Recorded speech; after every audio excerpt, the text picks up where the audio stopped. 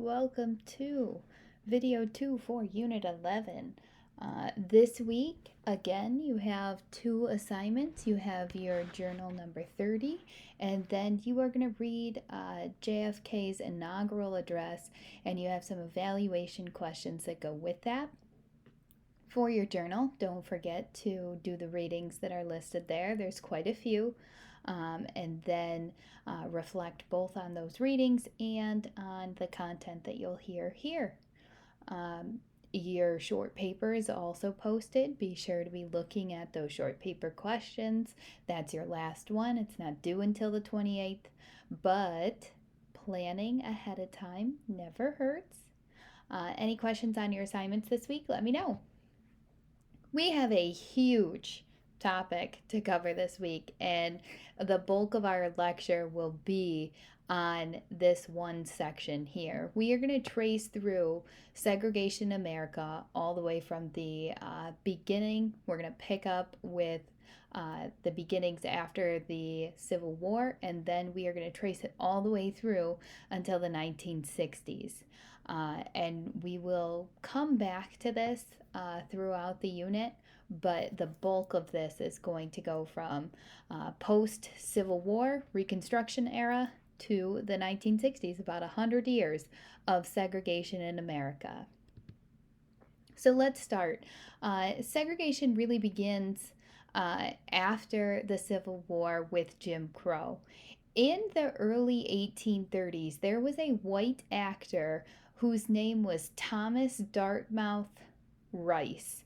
And he was really pushed to stardom for performing these routines as a fictional character in the name of Jim Crow. This character, Jim Crow, was pictured as a clumsy, dim witted black enslaved man. And Rice created this character after witnessing an elderly black man singing a tune called Jump Jim Crow in Louisville, Kentucky. He later appropriated the Jim Crow persona into his act and put blackface on and performed jokes and sang in a stereotypical dialect. So that's where the image of Jim Crow actually comes from. And he popularized this fictional character, and it'll die out in the late 19th century, but that phrase is going to find new life to be associated with the segregation during Reconstruction. Some of the most common laws found under Jim Crow not only are segregation, but are restricting voting rights. This is where we see the literacy tests to limit suffrage coming into play. We had the poll taxes along with the literacy tests and the grandfather clause, all trying to limit the rights that were put into place following the Civil War.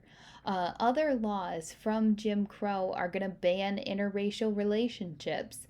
And that is going to be something that we circle back to at the end of this unit. The laws under Jim Crow are going to push for segregation and disenfranchisement, which is the state of being deprived of a right or privilege. And the rights and privileges that are going to be taken away under Jim Crow are the most paramount rights that need to be given in order to move past these restrictions, like the right to vote. Looking at the history here a little bit, 1896, Plessy versus Ferguson. We covered this case already, and this was the case that tested the 14th Amendment here, looking at segregation that was put into place in the South following the Civil War. And in Plessy versus Ferguson, the court is going to give us that statement, separate but equal. And as long as they are separate and equal, then it is legal. But but there was no definition of equality, nor was there a check on equality. The 14th Amendment says equal protection under the law, and it says equal, but to define what equal means and to keep that check on equal was not actually provided. What we see coming out is two different forms of segregation here. We see de jure versus de facto. And the first type, de jure segregation, is segregation by law, which was very common in the South. And then de facto segregation is segregation as a matter of fact. It's more common in the North and the South. It's often achieved by intimidation. And this is the kind of segregation that we see continuing today. It's the kind of segregation that just is. There is no law enforcing it, it's more society pushing for it. But there will be cracks in Jim Crow, and one of the biggest cracks we see is Jackie Robinson, who will be signed to a baseball team to break the color line in baseball, becoming Rookie of the Year in 1947, and really showing that there can be a push against segregation and disenfranchisement, and that there can be stars pushing through all of these factors that are trying to hold back the people. But we have to start with Jim Crow and look at how this has affected even our fighting over time. There will be some executive actions that we've seen happen in the early 40s all the way through Truman's presidency that try to push back against the segregation in the military. In June of 1941, we have President Roosevelt that signs Executive Order 8802. What this did was ban discrimination in employment practices by federal agencies and unions and companies engaged in war-related activities. So this is very, very specific. Okay, we're not saying that there is not allowed to be discriminatory practices in employment of all businesses. It is just very specifically federal agencies and any companies that are supplying to the war effort. So it's a step in the right direction, but just a step. Under Truman, we're going to see the Committee on Civil Rights in 1946, and this committee's job was to strengthen and safeguard the rights of African American people. The government agency is going to look at civil rights that were guaranteed in the Constitution and that were essential to our domestic peace, national security, general welfare, and the continued existence of free institutions. And again, these are small, and I mean baby steps. And when we consider it in the grand scheme of things, these are actions that haven't been taken since Jim Crow, since Black codes were put into place after the Civil War. So while these do, and they are very small steps, they are steps nonetheless. Also in Truman's presidency, we're going to see Executive Order 9981. And I mentioned this when we were in class, but we have to kind of circle back to it. This executive order is going to abolish discrimination on the basis of race, color, religion, and national origin in the United States Armed Forces. And it's going to lead to the end of segregation in services during the Korean War. So this is a huge step. We're desegregating the military. But this all comes with resistance on the other side. And some of that resistance is going to come in the form of Dixiecrats.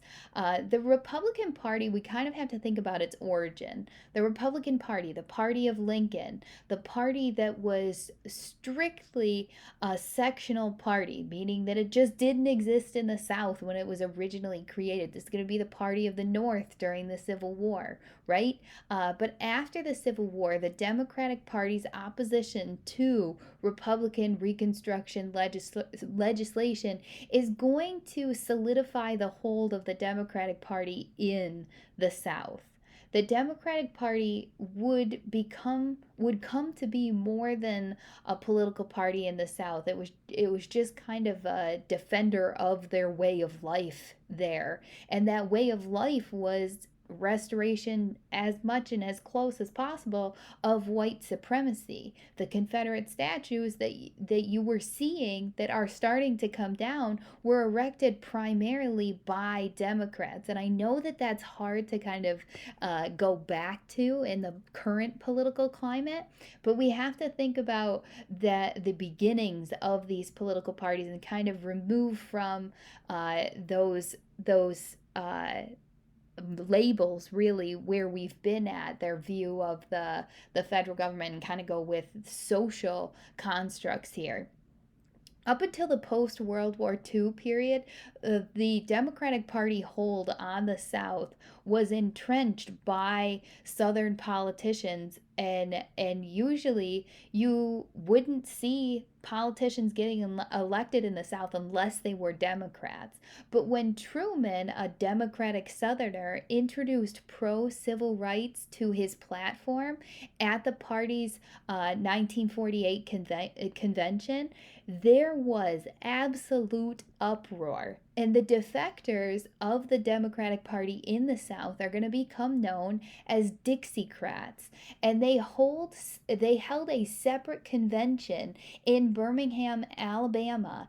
And that's where they're going to nominate the South Carolina governor, Strom Thurmond. And he was a staunch opposer of civil rights, and he's going to run for president on the states' rights ticket. And although Thurmond lost the election to Truman, it just goes to show that this is what the push is like in the South against civil rights legislation, even civil rights legislation as small as desegregating the military. It's going to be the first time since the Civil War that the South was not solidly Democrat. And this is where we start to see the beginning of that erosion of the Southern influence in the Democratic Party. After that, we're going to see the majority of the South still continue to vote Democratic because it thought of the Republican Party as the party of Lincoln, as the party of Reconstruction. And the big break isn't going to come in the South until President Johnson, Lyndon B. Johnson, which we'll get to in this unit, who was another Southern Democrat that signed into law the Civil Rights Act in 1964 and the Voting Rights Act in 1965. So a lot of you have been asking me, when does the South turn red? When does the South turn red? Why does it turn red? And the reason it turns red is because of this push towards the civil rights movement, this push towards civil rights legislation. And we start to see the cracks in the election of 1948. And from there on out, as we make movement into these monumental decisions in the civil rights movement, we're going to start to see the South turn more and more red and get closer and closer to the map that we recognize today. All right, schools on segregation. When we look at school segregation laws, we are saying that schools were segregated and we're looking to desegregate. And desegregation of schools means integration.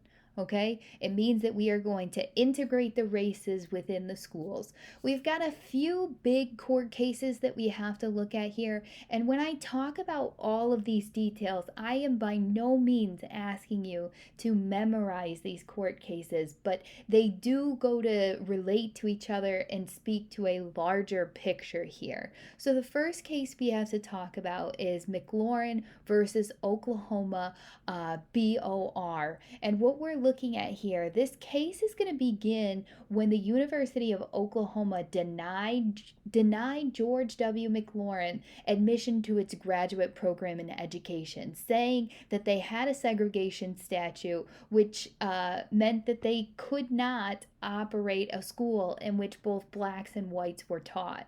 McLaurin is going to file a suit in the federal court in Oklahoma City, and that federal court is, in their opinion, marked by even caution here, where a 3-judge panel is going to strike down the law to the extent that it prohibited McLaurin from attending the University of Oklahoma. Even though the university could no longer say that McLaurin did not have a place in school, it still tried to segregate him on campus. They made him sit by himself in a separate section of the classroom, sit at a separate desk in the library, sit at a different table, sometimes eat at a different table from the rest of the students in the cafeteria. The federal court in Oklahoma City upheld the discrimination, observing that the Constitution does not abolish distinctions based on race, nor was it intended to enforce social equity between classes and races. And this reasoning, though common in the courts at the time, was about to lose all of its legitimacy. The U.S. Supreme Court is going to hear McLaurin's appeal in April of 1950, and then in June unanimously reverse the lower court decision. The Chief Justice is going to write for the court and say that they held that the differential treatment given to McLaurin was itself a violation of the 14th Amendment Equal Protection Clause. They will say such restrictions impair and inhibit the ability to study, to engage in discussion, exchange views with other students, and in general are prohibiting him from learning his profession. So McLaurin versus Oklahoma State Board of Regents signaled that the Supreme Court would no longer tolerate any separate treatment of students based on their race.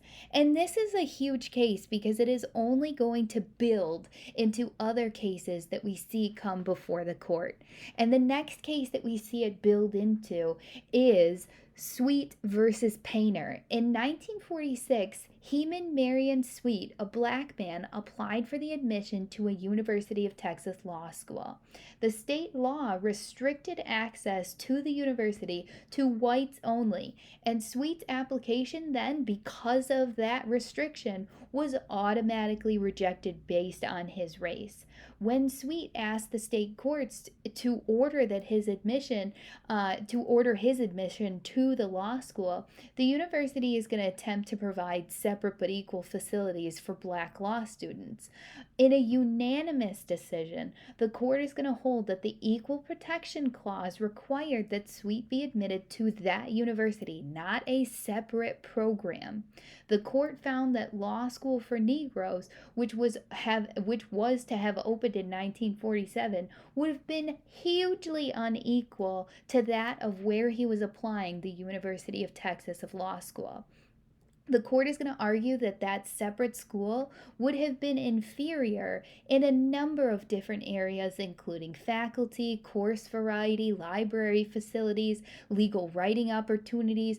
Overall prestige came to that as well. And the court is going to say that the separation from the majority of law students will harm the student's ability to compete in the legal arena in his career later on. So these two cases here, McLaurin and Sweet, what we see is that the court is building gradually to full integration of schools. We look at these two cases at the collegiate level, and that's going to get us to Brown v. Board, which is the case that people typically hear of. A character that we have to look at in this push for desegregation is Thurgood Marshall. Thurgood Marshall is going to be the head of the NAACP Legal Defense and Educational Fund, and he's going to serve as the chief attorney for plaintiffs such as the case of Brown v. Board. Now, Brown v. Board is going to be the case that we look at for public schools.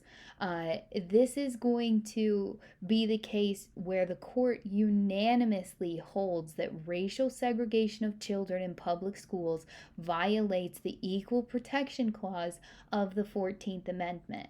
Now, while this decision isn't going to is not going to succeed in fully desegregating the public education in the United States, it does put the Constitution on the side of racial equality, and that is what needed to happen. Because in 1954, large portions of the United States still had racially segregated schools that were set up and reinforced by the decision made in Plessy versus Ferguson. That Plessy versus Ferguson decision said that segregated public facilities were constitutional just as long as the black and white facilities were equal to each other. But in the mid 20th century, civil rights groups set up legal and political challenges to this racial segregation.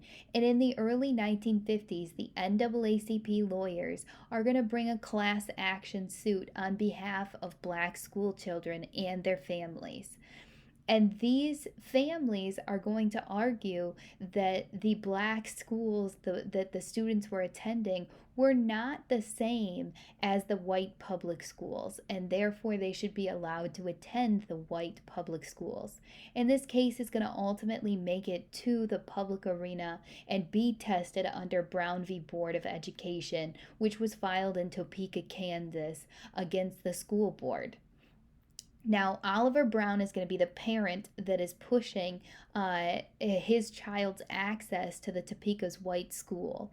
Brown is going to argue that Topeka's racial segregation violated the Equal Protection Clause and that the black and white schools just were not equal. They were, in fact, substantially unequal.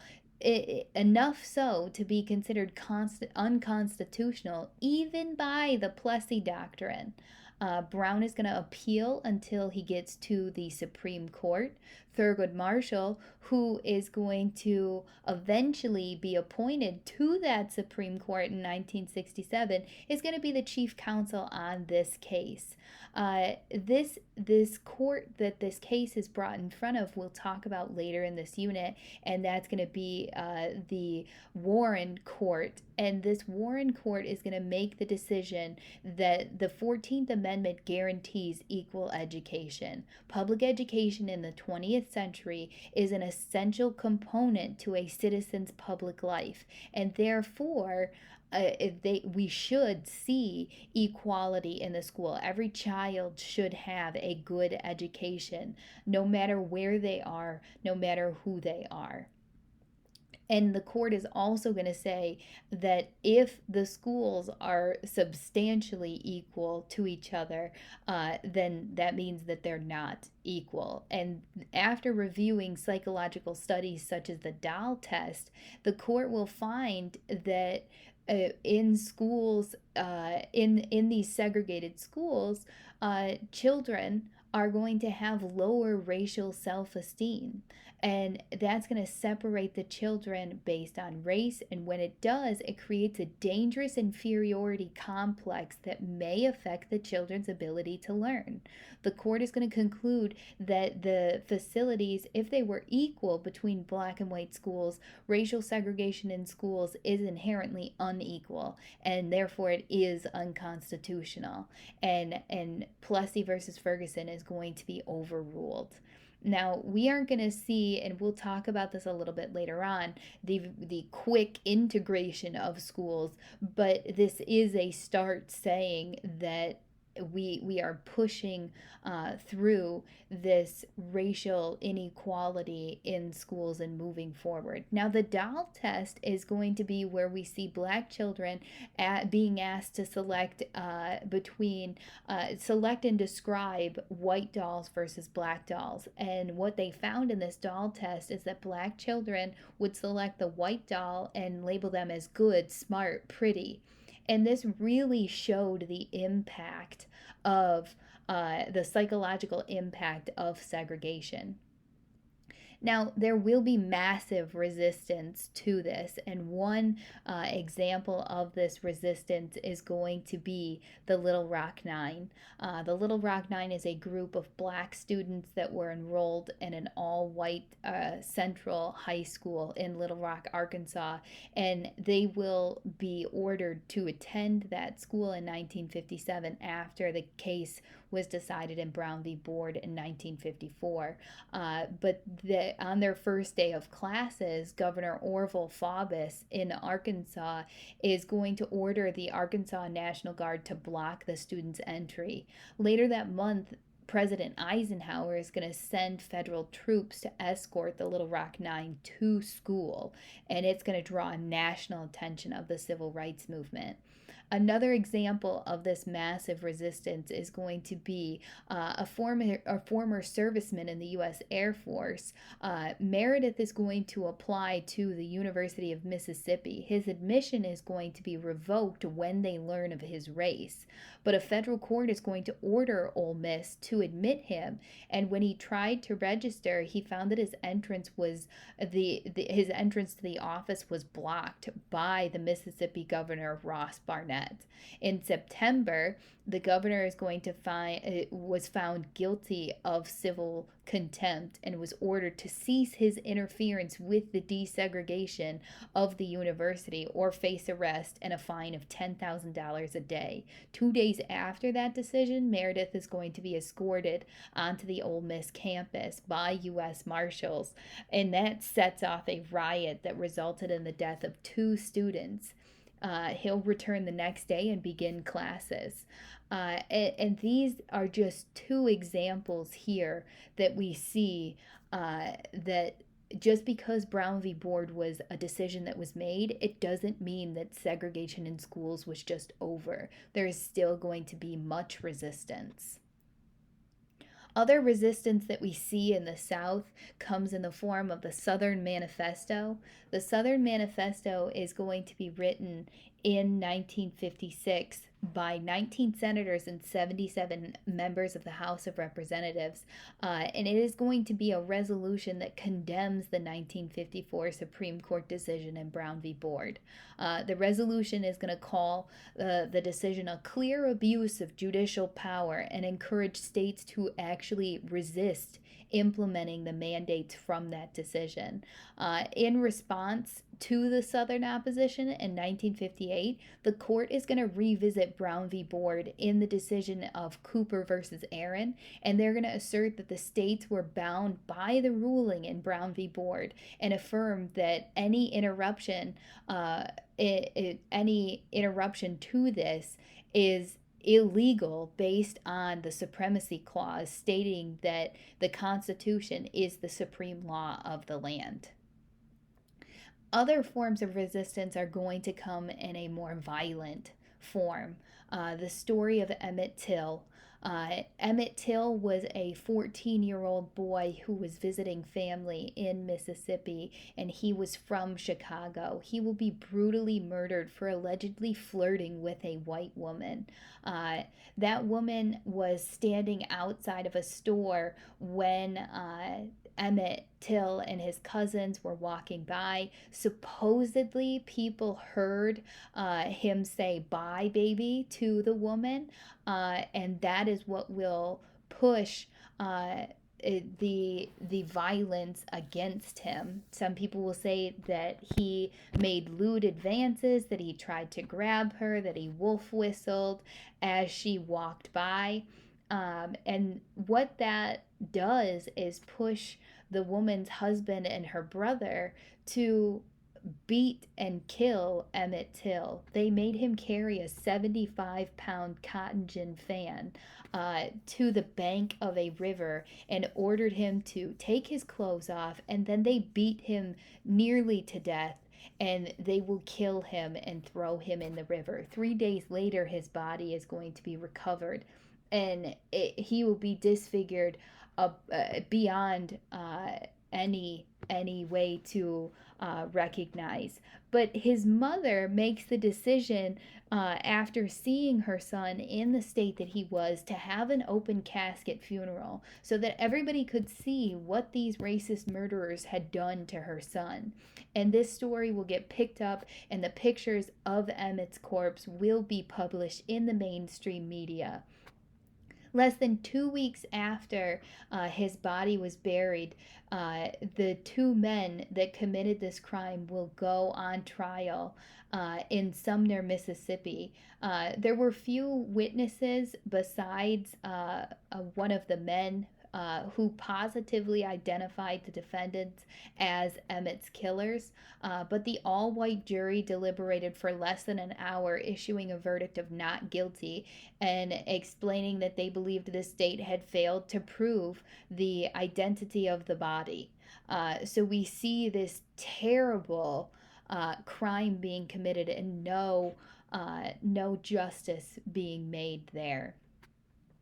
George Wallace, oh, I skipped over it. The Confederate flag at this time is going to be resurrected, the symbol of the Civil War. And what it is used as during this time is resistance to integration. It is going to be a symbol that we see associated with this resistance. George Wallace is one of the most controversial politicians in U.S. history. He gets elected the governor of Alabama in 1962 based on a segregationalist platform. During his inaugural address, he promised his white followers segregation now, segregation tomorrow, segregation forever. His promise is only going to last about 6 months. Because under federal pressure, he's going to be forced to end the blockade of the University of Alabama and allow African American students to attend. But this just goes to show that there are people in the government, and even Wallace goes on to run for the presidential candidacy. He will have enough support in 1968 that made him a strong competitor in that presidential campaign. And it just goes to show how much support there is for segregation. Also, during this time, we're going to see what's called the white flight because of segregation. And what this is we're seeing new private and religious schools that are in separate neighborhoods, really focused in suburbia, and it leads to a resegregation because these private schools are going to accept whites only.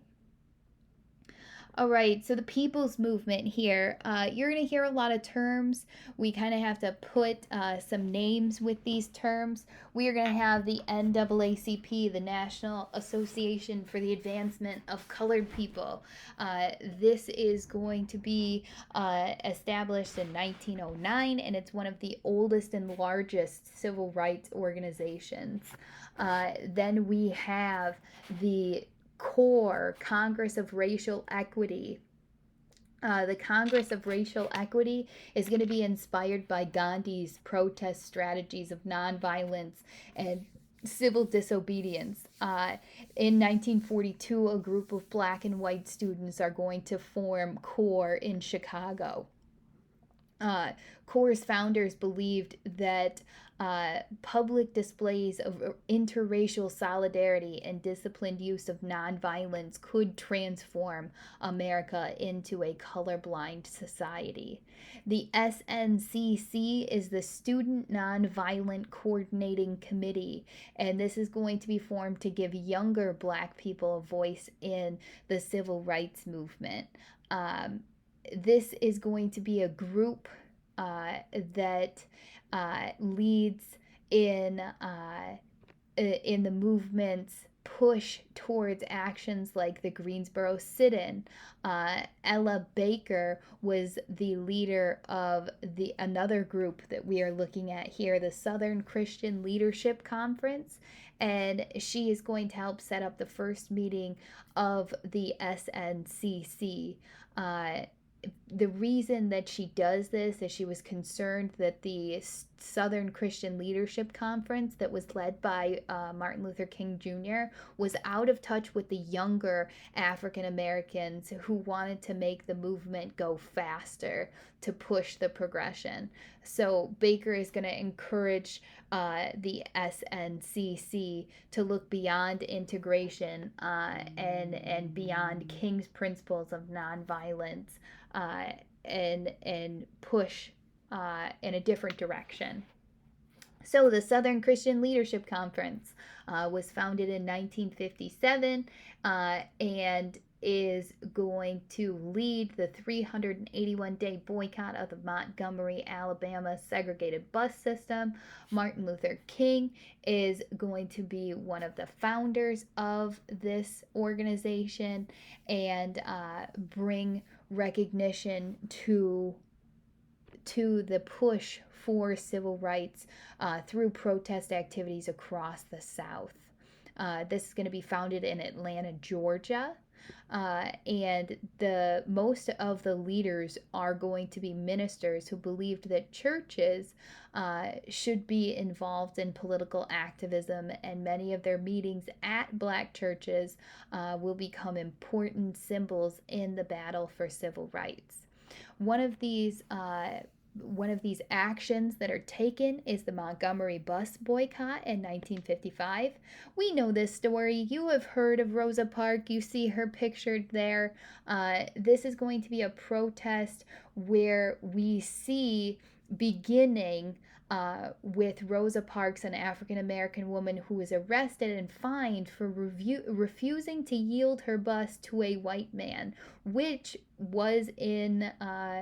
was breaking an Alabama law that was put into place, that it was a city ordinance that African Americans were required to sit in the back half of city buses and to yield their seats to any white riders in the front half of the bus, which was reserved for whites. And when she refuses to do so, she will be arrested and fined for those actions.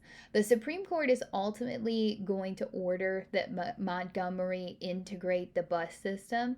And one of those leaders that led this boycott was Martin Luther King, who emerges from this as a leader of the civil rights movement. So after the arrest of Rosa Parks, we are going to see a boycott be put in place where Black Americans are going to refuse to ride the Montgomery bus and all Montgomery buses. And this boycott was published on the front page of the Montgomery Advertiser. And you are going to see that approximately 40,000 black bus riders boycotted the system on December 5th. And what this does is it pushes an economic pressure on the bus system to get rid of these segregation laws. And it does work. It takes some time, but on July 5th, 1956, a Montgomery federal court will rule a law requiring racially segregated seating on buses violated the 14th Amendment, and that the city, even when they appealed to the Supreme Court upholds the lower court decision, and the Montgomery buses are forced to integrate in December of 1956. And that's when the boycott will be ended, and it lasted 381 days. And it shows the power of economics on these institutions that are reinforcing the segregation in America. Now, we have a few people, leaders of this movement, and the key here is that we are going to see nonviolent resistance being encouraged. This idea of nonviolent resistance is going to come from Gandhi, who inspired Martin Luther King. The two men never get a chance to meet, but King is going to learn about Gandhi through his writing and through a trip to India. And he is going to bring that idea back with him, those nonviolence ideas, to his own civil rights activism. And it really begins with that Montgomery bus boycott. And it's going to continue with the Greensboro sit-in. The Greensboro sit-in was a civil rights protest that started in 1960 when young African American students staged a sit-in at a segregated lunch counter in Greensboro, North Carolina. And they are going to refuse to leave after being denied service. And the sit in movement quickly spread to college towns throughout the South. And many of the protesters are going to be arrested for trespassing, disorderly conduct, disturbing the peace. Their actions, though, are going to make an immediate and lasting impact. And it's going to force Woolworths, the original sit in location, and other establishments to change their segregationist policies. The most famous of these are going to be the Greensboro Four, who were young black men that staged the first sit-in in Greensboro, and they are going to be influenced by the non-violent protest techniques of Gandhi, as well as the freedom rides, which we'll get to in a second. And these men are going to face they are going to face brutal resistance to people who don't want them sitting there, but they're inspired by the actions taking place around the United States, and especially inspired by that brutal murder of Emmett Till.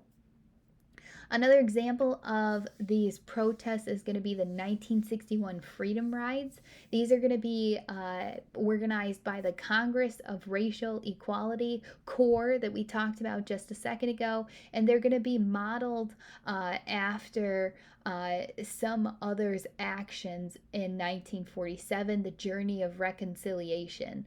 During 1947, African American and white bus riders tested the 1946 Supreme Court decision in Morgan versus Virginia that found that segregated bus seating was unconstitutional. So they're going to pick up where that left off in 1961. The rides in 1961 were meant to test the Supreme Court decision in Boynton versus Virginia that said that segregation of interstate transportation facilities, including bus terminals, was unconstitutional. The biggest difference between the 1947 rides and the 1961 rides were the inclusion of women. In both actions, riders are going to travel to the Jim Crow South, where segregation continued to occur regardless of these decisions, and they're going to attempt to use whites only restrooms, lunch counters, waiting rooms, and they are going to face some heavy violence. And one of the locations of the violence that we're going to see is going to take place across the Jim Crow South. And when we look specifically in in the spring of 1963, there are going to be activists in Birmingham, Alabama, that are pushing a different part of the campaign of the civil rights movement, which was known as Project C, better known as the Project Birmingham campaign.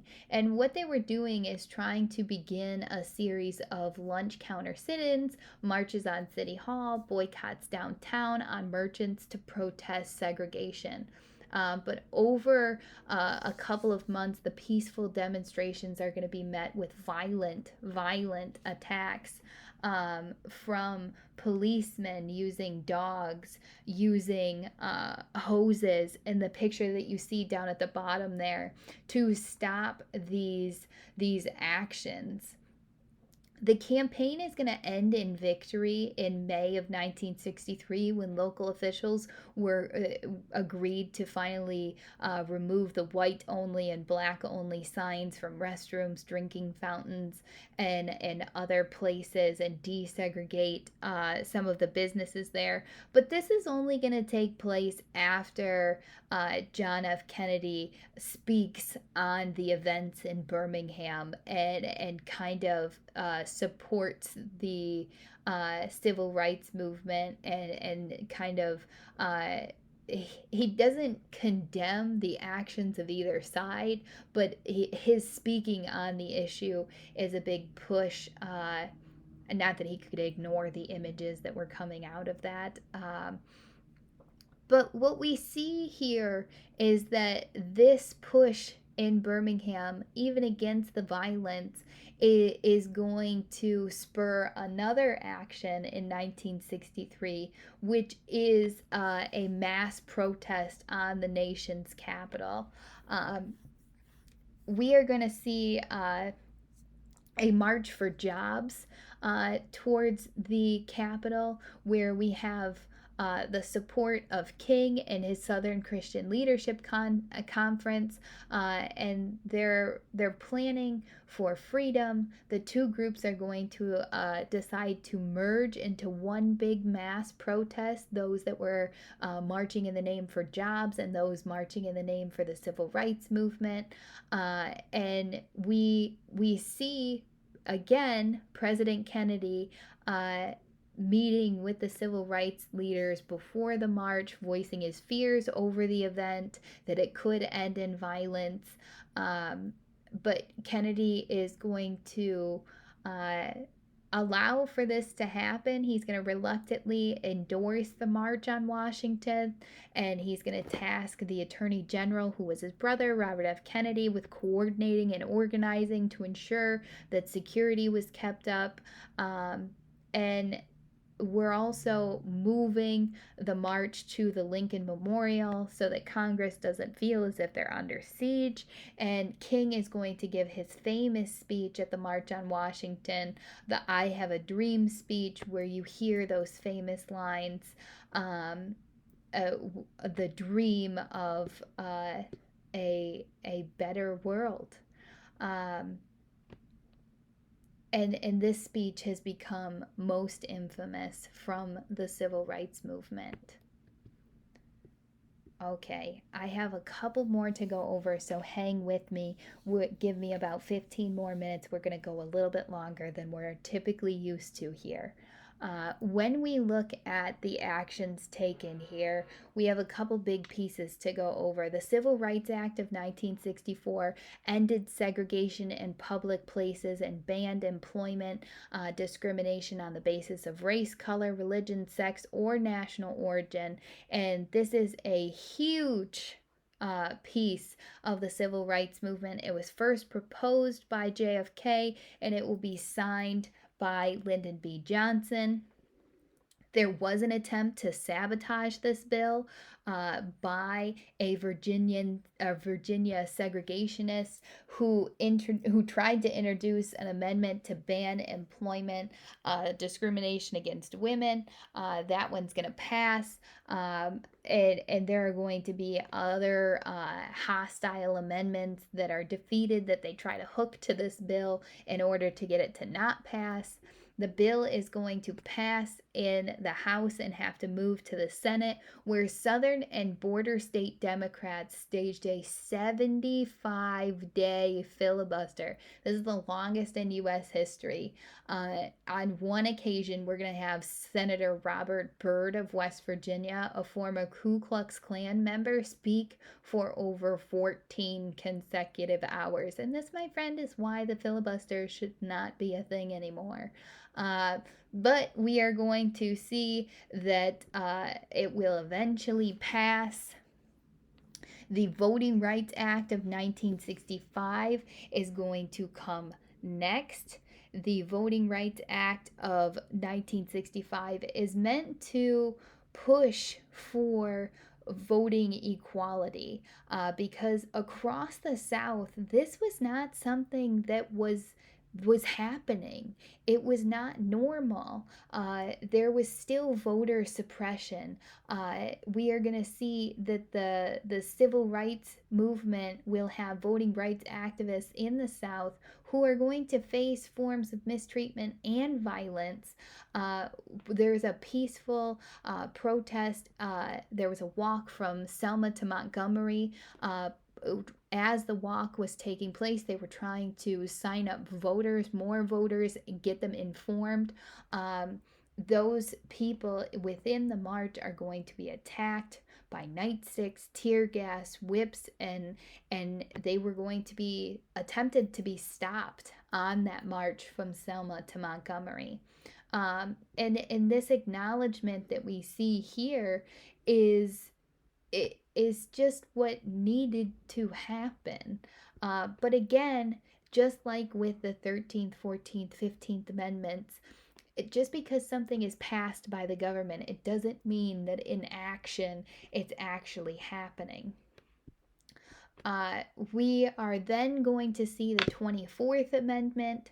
The 24th Amendment was meant to outlaw the poll tax as a voting requirement in federal elections, and this will also pass. Again, we're trying to shut down those Jim Crow laws that were developed in the Reconstruction period in the South that aim to disenfranchise black voters and institute segregation. And the 24th Amendment in 1964 finally gets rid of one more piece. These actions taken, look at these dates: 1964, 1965. That's 100 years after the Civil War when those amendments were put into place that we're finally seeing some movement at the federal level.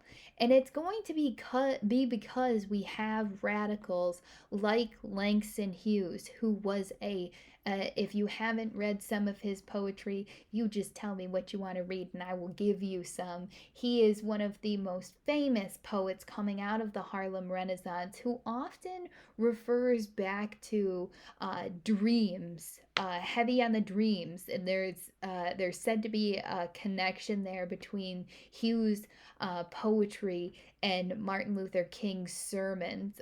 There's this quote it's incredibly insightful. It says, Hughes' poetry hovers behind Martin Luther King's sermons like watermarks on bonded paper because of the poetry and the connection between the speeches and the poems. Other leaders that we see: Malcolm X, who was a civil rights leader, minister, supporter of black nationalism. He is going to urge black Americans to protect themselves against white aggression by any means necessary, which kind of puts him at odds with the nonviolent teachings of King. He is going to achieve national prominence in the Nation of Islam, a belief system that merged Islam with black nationalism. Malcolm X is going to be assassinated in 1965.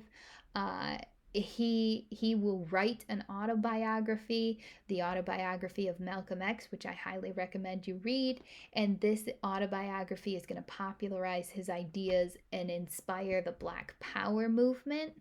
The X, it comes after he reads the teachings of Elijah Muhammad, and he will change his last name to X to represent his rejection of his slave name. Um, Other leaders that we see in this movement: Stokely Carmichael. Stokely Carmichael is going to be a member of the SNCC, and he will really adhere to the philosophy of nonviolent resistance that was put in place by King.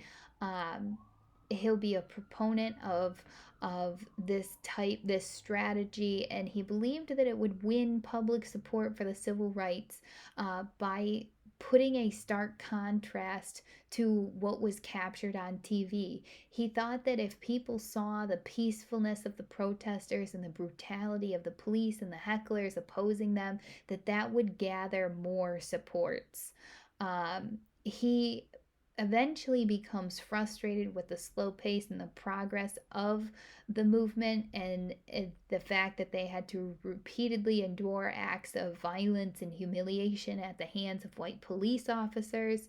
And by the time he gets elected chairman of the SNCC in May of 1966, Carmichael had lost a lot of faith in the nonviolent resistance that he had once thought was the best way. He is going to turn the SNCC in more of a radical direction then, and make it clear to members, that to white members, that they were no longer welcome.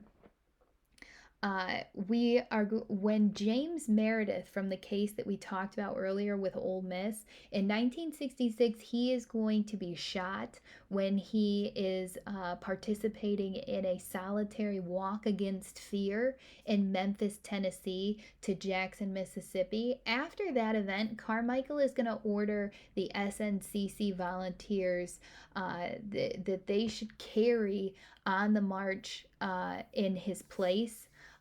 When they get to Greenwood, Mississippi, their enraged leader is going to give an address where he becomes remembered for saying, "We've been saying freedom for 6 years.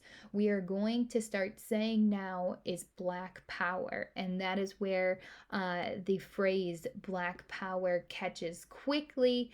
And it becomes a cry of the younger, more radical generations, and we're gonna see this transformation begin to happen here. The Black Panther Party is going to be formed in 1966. The Black Panther Party founders are Huey Newton and Bobby Seale, and they will meet while they're students at Merritt College in Oakland, California. They both protested the college's Pioneer Day, which honored pioneers who came to California in the 1800s, but omitted the role of African Americans settling in the American West. So they will form the Negro History Fact Group, which was calling for the school to offer classes in Black history. They will found the Black Panthers in the wake of the assassination of Malcolm X. And we'll talk about all of the assassinations from this time period in one section of this unit because there are so many. So we will circle back to that. They are going to institute a number of social programs that engage in political activities as their popularity grows. And what they're looking to is to draw out widespread support for urban centers in large minority communities. So the Black Panther Party that had roughly 2,000 members in it are going to look to grow support for the cities that had been losing that taxpayer dollar that I talked to you about with that push to the suburbs. They're going to come up with a 10-point program that called for an immediate end to police brutality, employment for African Americans, and land, housing, and justice for all. The Black Panther Party is a large part of the Black Power movement, which emphasized Black pride. The Black Panthers are often portrayed as a gang, and they are shined. There's a dark light that's often shined on them. But what if you dig down deep into what they were pushing for? They're pushing for a lot of what we still talk about today: support in urban centers for youth, for people, aid to people that need help in an urban setting. It just makes sense. They start a large number of popular community social programs, including free breakfast programs for school children and free health clinics. So if you dig down deep, and get past what is typically taught that the Black Panthers were these scary, violent groups, you can see that they had a pretty great political platform. Now, I promise this is the last slide. We have two more cases that I want to hit on, and then I am done. I will stop. So hang with me for these last two. We have Loving versus Virginia in 1967. The Loving case is going to be a challenge to centuries of American laws banning miscegenation. I always say this wrong. These were laws that said that any marriage or interbreeding among races was illegal. These restrictions were put into place as early as the colonial era, and of the 50 states, all but 9 had a law against the practice at some point in their history. In the 1950s, more than half of the states in the United States, which included every state in the South, still had laws restricting marriage by racial classifications. Uh, In July of 1958, just 5 weeks after their wedding, the Lovings were woken in their bed at 2 a.m. and arrested by the local sheriff. Richard and Mildred Loving were indicted on charges for violating Virginia's laws, saying that their interracial marriage was a felony. The couple is going to plead guilty the following year, and they're going to be sentenced to 1 year in prison, and but the sentence will be suspended on the condition that they would leave Virginia and not return for a period of 25 years. The Lovings are going to be forced to leave Virginia and relocate in Washington, D.C. The couple lived in exile in the nation's capital for several years, raised their 3 children, but they really wanted to return to their hometown. The Supreme Court announced its ruling for Loving versus Virginia in June of 1967. In their unanimous decision, the justices are going to find that Virginia's interracial marriage law violated the 14th Amendment to the Constitution. And Chief Justice Earl Warren will write, under our Constitution, the freedom to marry or not marry a person of another race resides with the individual and cannot be infringed by the states. This landmark ruling is going to overturn the Lovings' criminal conviction and strike down laws against interracial marriage in 16 U.S. states at the time. This is a huge decision. That's why we have to go over it, because it will go on to influence decisions in current times, and look to help in cases concerning same-sex marriage. When we look at this, this is going to be monumental to the prohibitions on interracial marriage and will deal a huge blow to segregation. We will see another case that we have to look at here, Swan versus Charlotte Meck, BOE, in 1971. When we look at the Supreme Court decision of Brown v. Board, like I said, it doesn't mean that desegregation just automatically happened. In fact, little progress had been made. One of the examples where little progress had been made is Charlotte-Mecklenburg, North Carolina, where approximately 14,000 black students, attended schools that were either totally black or more than 99% black. And what we'll see is the lower courts had experimented with a number of possible solutions, but this case is going to go to the Supreme Court. The Supreme Court, in a unanimous decision, held that once violations of previous mandates directed at desegregating schools had occurred, the scope of district courts' equitable powers to redeem past wrongdoings were broad and flexible. So the court has a few parts to their ruling. The first is that plans have to be made, that remedial plans that were made had to be judged by their effectiveness and the use of mathematical ratios or quotas, and they have to have legitimate starting points for solutions. Also, predominantly or exclusively black schools were required to close scrutiny by the courts, which means that we're going to look into schools that just happen to be 99% black. Why are they that way? How would they come to be? And we are going to see corrective measures within these attendance zones. There will also be no rigid guidelines established concerning busing of students to particular schools. What this does is, this case, Swan v. Charlotte in 1971, talks about how do we implement the Brown decision.